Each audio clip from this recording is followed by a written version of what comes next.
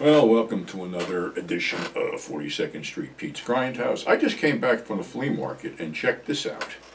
I found this oddity here from Sinister Cinema. Going way back. I don't remember, I guess, I know it is the giant behemoth and all that, but yeah, it's, I guess this thing's kind of rare, but I don't know, for $1, I'll take a chance. Anyway, it's not a good thing right now. Unfortunately, everybody's probably heard the news already that football legend, legendary actor, and civil rights activist Jim Brown has passed away in the last couple of days. Last couple of days have been rough because in addition to Jim Brown, right before that was superstar Billy Graham. And on the same day that Jim passed away, another great actress, Marlene Clark, also passed away, as well as Helmut Berger.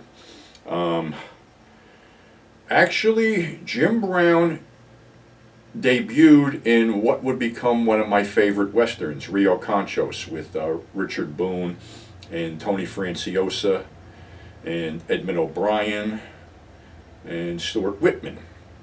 And he was Franklin in this, a trooper, and a couple of years later, he got huge props for being cast as Jefferson in an ensemble cast in The Dirty Dozen. Well, Jim started doing a lot of movies, The Split, The Slams, Ice Station Zebra, Dark of the Sun, things like that. If you notice, and this is not only indicative with Jim, it's indicative with any newcomer that comes to Hollywood, especially like when Clint Eastwood came to Hollywood. You look at the cast of Hang 'em High and realize that Hollywood didn't have that much faith in Clint. So they surrounded him with a bunch of character actors that basically, if Clint bombed, these guys could pick it up. It seems that Jim Brown was doing the same thing. In The Split, they reunited him with his Dirty Dozen co-stars, Ernest Borgnine and Donald Sutherland, along with Jack Klugman. Actually, during the fight scene in that film with him and Ernest Borgnine, he broke Ernie's foot, and that's why Ernie was limping, sort of, in The Wild Bunch. Again, Rock Hudson, Rod Taylor, a bunch of people. It seemed that right after he co-starred with Lee Van Cleef in another great film, El Condor, which basically Lee is playing against type.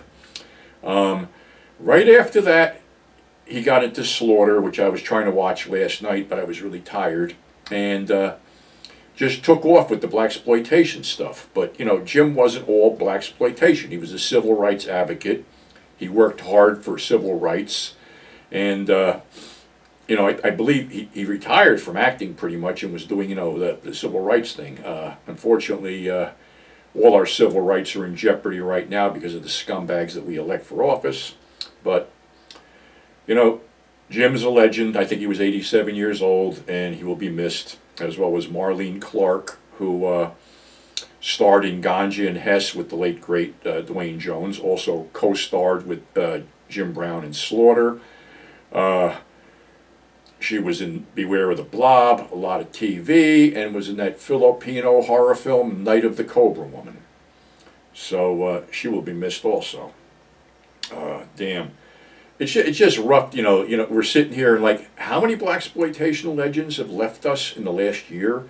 Austin Stoker, Bernie Casey, now Marlene Clark, and Jim Brown. So, it's tough to sit here and realize that, a lot of the people you idolized and liked growing up are no longer with us. And as I film this, Gary Kent's still in the hospital down in Austin, Texas, and he's not picking up his phone, which is kind of sad.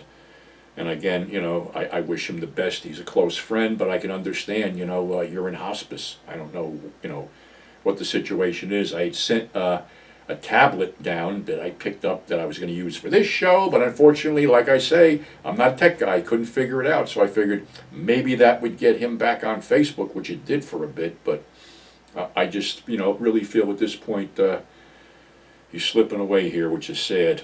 And,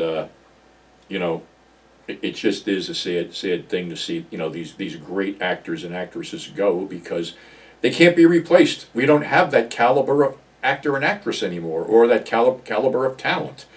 Everything, going back, to the day, maybe a couple movies would debut every week. Now it's a couple movies debut every day, and it's mind-boggling and hard to keep track of, and I don't even try. I'm going to do something later on in a film I just destroyed my eyeballs watching, but that's for the next episode. So, Marlene Clark, Jim Brown, Helmut Berger, and superstar Billy Graham, really rough to lose 4 great people in space of a few days. All I can say is may you rest in peace. My condolences to your friends and family, and we here at the Grindhouse Resurrection Magazine feel the loss deeply, as well as all Grindhouse fans and fans of Jim, Marlene, and others. So, unfortunately, that's our sad show for today. Thanks for subscribing. Thanks for tuning in. Above all, stay safe, and we'll catch you on the flip side.